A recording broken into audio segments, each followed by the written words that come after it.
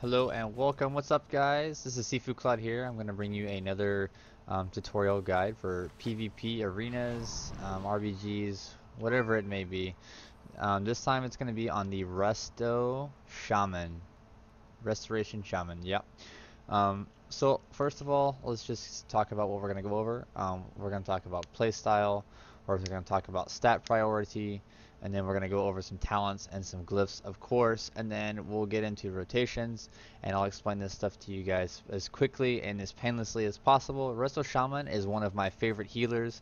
The amount that you can heal, as you will see when we get to the rotations, is just incredible. And you only have to get off like, just one or two heals here and there, and it's actually quite good. So, first things first, the playstyle of the Resto Shaman. Because of what we prioritize for stats, we're not necessarily hot oriented or heal over time oriented.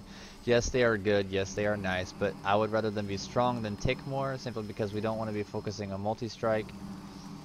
And the way mastery works with Resto Shamans, we'll talk about that in a minute, it makes just a much bigger difference. So, um, Resto Shamans are more oriented towards direct heals and lots of heals. And they don't really have that much mobility, but where they excel in is, like I said, just massive heals, single target healing. You can use your chain heal. It's you really do have quite a bit of versatility in terms of what you want to do or options of how you want to play, and so on. So let's talk about stat priority. Stat priority for right now, it is gonna be probably spirit is what I would say is your primary stat. And the reason that I say that is because you will just ridiculously crazy. You're gonna run out of mana like massive crazy unless um, either you have someone who's really tanky, isn't taking that much damage, but idealistically most of your abilities cost quite a bit of mana, and it seems as though you don't necessarily have the most mana pool in comparison to the other healers. So having spirit is quite important.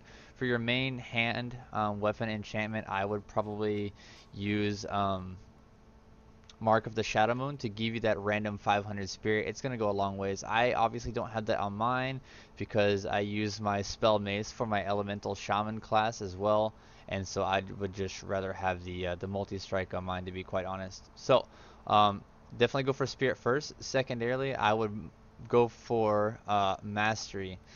Mastery is going to be your next most important stat.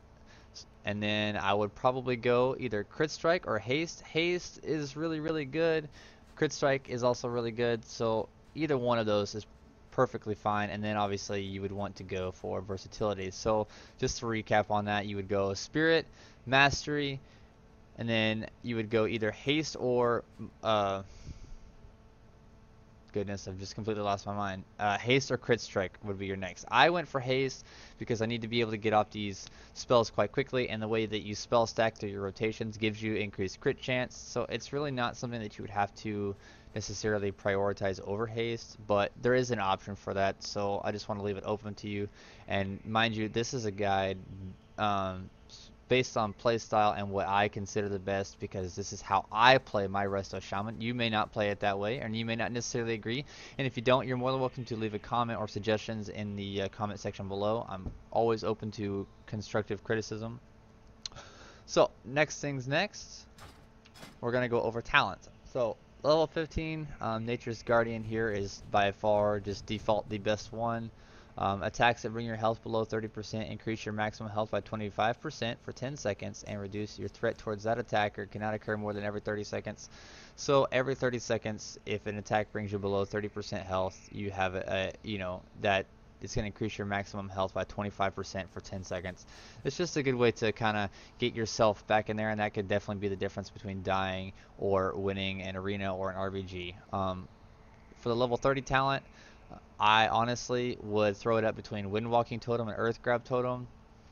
Um, I really like Earth Grab Totem simply because I can try and help peel for my other partner in the arenas and things and such like that. So personally, I take Earth Grab Totem probably more than anything. As DPS, I would take Wind Walking Totem just because you want to be able to get that defense out. But if you're having problems being slowed and you can't necessarily get off of people, it also It also depends on what the team comp is. If they've got a mage or something that is just constantly slowing, excuse me, you're gonna definitely want the wind walking totem. But like I said, I take Earth Grab totem, and what this totem specifically does is puts a totem down, and then every 5.2 seconds, it's gonna root enemies in the area within 10 yards for 5 seconds. Enemies that are previously rooted can't be rooted again, but instead, well, they're gonna be slowed by 50%.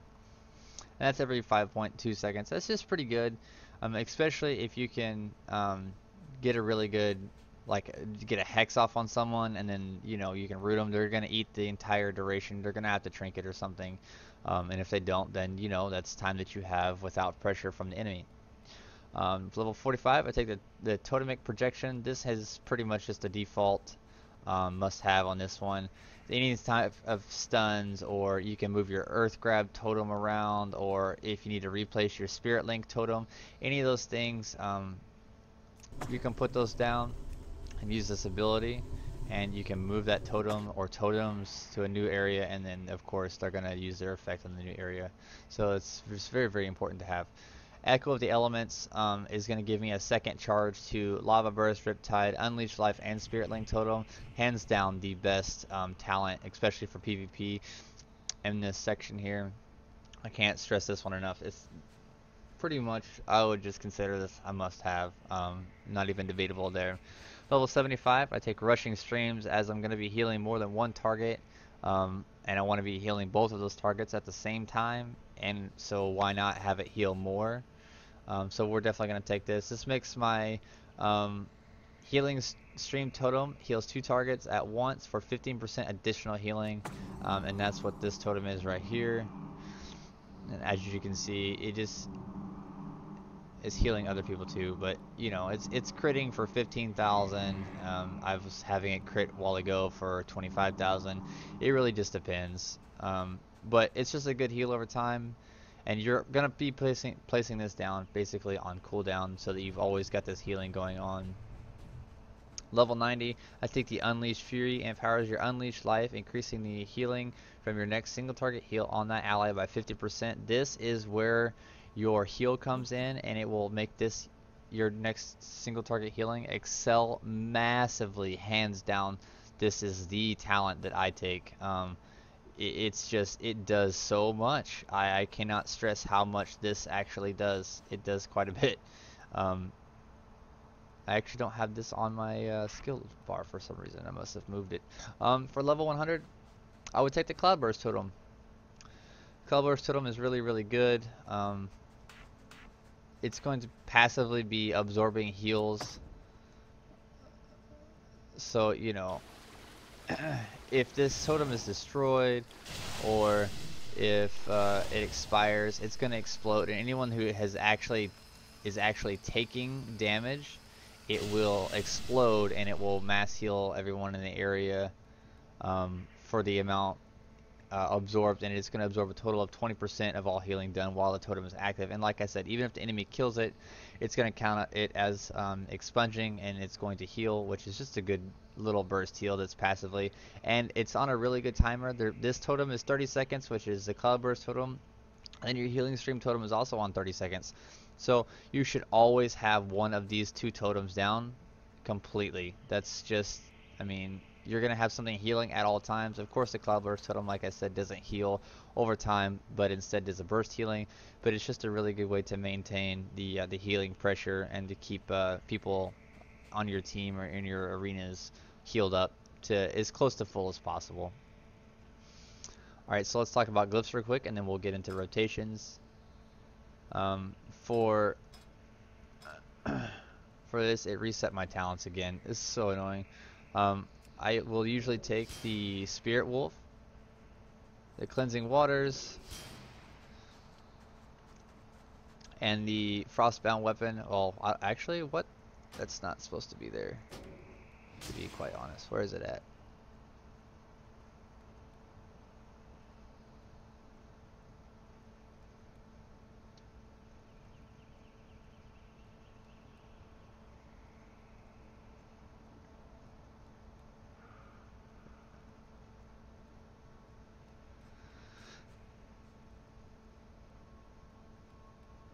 Here it is. Alright, so for our first talent, we're going to take Glyph of Ghost Wolf.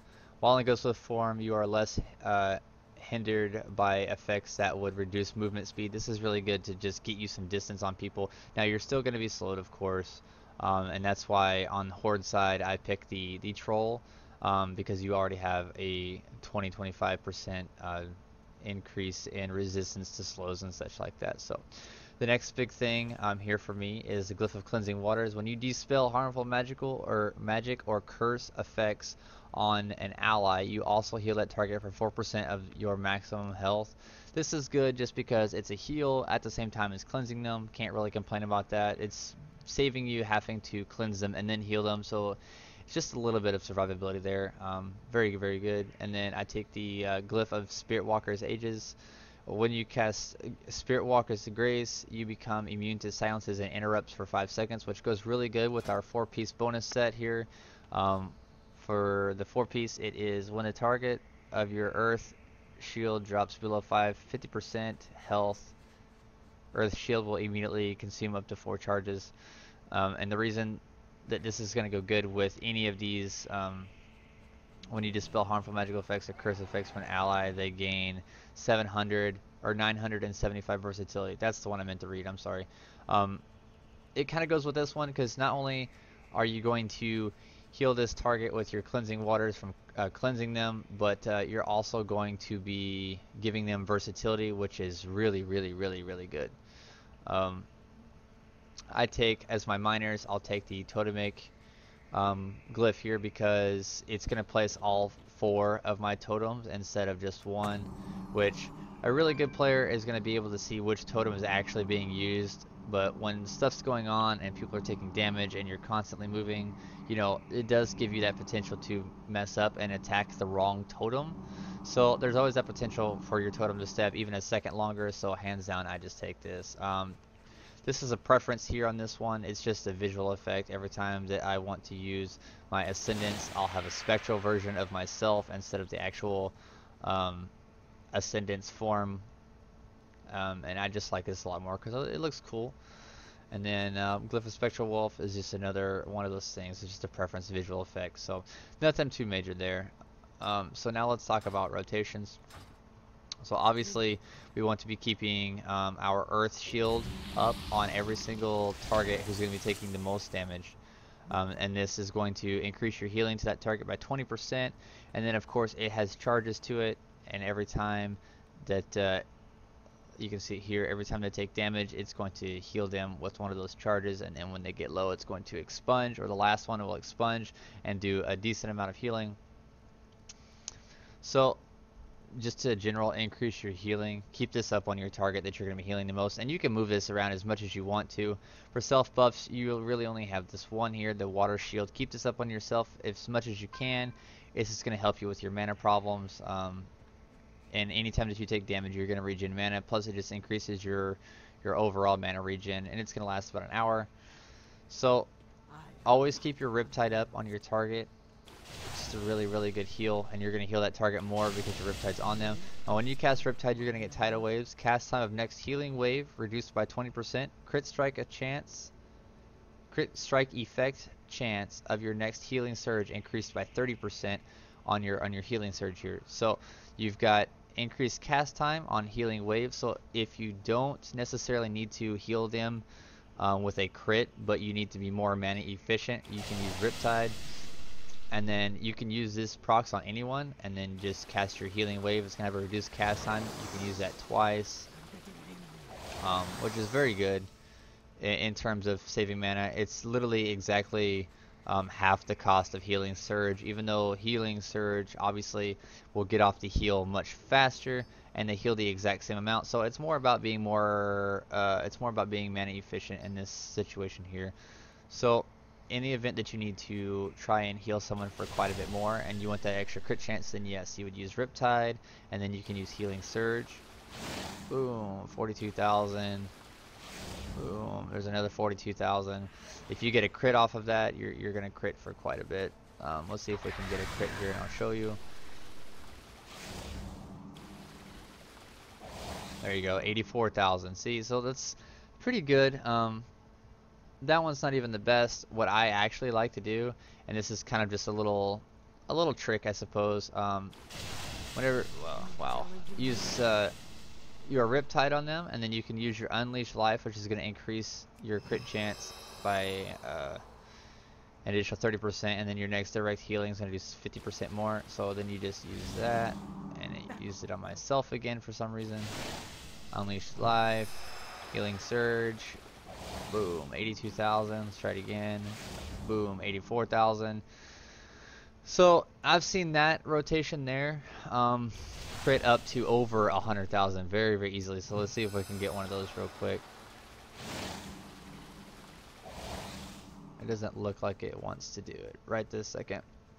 But it will. And then of course the way that Mastery works with our kit on Resto Shaman, when your target hits a certain percentage of health, increase the potency of your healing up to 64% based on current health of the level of your target. Lower health targets are healed for more. So because this target is at full health, I'm not going to heal him as much as I would if, let's say he was 50% or 35%. I've crit healed up to 300,000 when people are falling to about 30% health. So you can heal just a massive amount. Let's try this rotation again. Riptide, Unleashed Life, Healing Surge, and bam, 82,000. So we get another one, bam, 84,000. You know, I'm not too sure why that's doing that. Let's find an actual player and see how much we can do this player. Riptide, Unleashed Life. Let's put this on him. And Healing Surge. Boom, look at that. 165,000 healing. Please tell me that that's not good, because I will laugh at you so hard. It's so much. And the thing about this is he's full health, and so think about how much you're gonna get your healing increase by a 62% increase on healing. That's a lot. Fall below 50% health and you're gonna be healing about 64% more, depending on how much mastery that you have. There's just, it's hands down, this class is just absolutely amazing. But the problem lies in the fact that you are a caster based healer. You don't have a whole lot of very strong hots, and you don't really excel in really high mobility. But you know, the best advice that I can give you is to just go out there and don't be afraid to experiment around with it. Don't be afraid to die. That's the only way, honestly, that you're going to learn is by failure. You're gonna fail quite a bit, and this class is very hard. But in my opinion, look at that, 165,000. Holy cow. So, in my opinion, the harder that a class is, the more fun that it is for me, because it's challenging. It's not so easy. And then, of course, for me, it tells me that that class has the potential of being a lot better in the end. It has a higher skill cap. So it definitely has really high potential. So get out there, get your healing done, do your arenas. I do 2s, I do 3s, I do 5s, I do RBGs with this healing class. 2s and 3s are perfect for this. 3s are really, really good. And I just, you know, I absolutely love the Shaman class. You guys are more than welcome to check out my other guides. I have an Elemental Shaman guide, I have a Mistweaver Monk guide, and then of course we have this guide. You guys are more than welcome to comment, subscribe. You can follow me on Twitter at Sifu Kloud. You can follow me on Twitch, twitch.tv/Sifu Kloud, and I can put the links in the description below. So if you guys have anything that you want to add or any comments or anything, please feel free, guys. I'm an open book, and like I said, best advice for any class is I have the same exact attitude for everything. Get out there, don't be afraid to fail. It's the only way that you're gonna learn. And don't be one of those guys that goes out there and, oh, I want to play this class, you know, and 2 RBGs later you're like, oh my god, this class sucks, blah blah blah. You don't have the equivalent gear, you haven't played with that class enough to know what your strengths are, what your weaknesses are. Most likely, you know, not only are you going to be under geared, but you're not going to have the right stats. It just, you know, and the only way to really get good with a class is to just stick with it. And in my personal opinion, yes, there are classes that are naturally better or easier to play than others, but I also believe that if you play one class enough and you're decent enough at that one class, then any class can be good. So just get out there and be somebody, guys. That's all I've got for you. So like I said, make sure you guys are following on Twitter and all that. So every time that we post and we go live for new videos and things, they'll always be on Twitter, on Facebook. Everything is at Sifu Kloud. You guys can add me on Steam, my Battle.net account. You're more than welcome to add me on there as well if you like. And I will see you guys in the next video. Have a good one.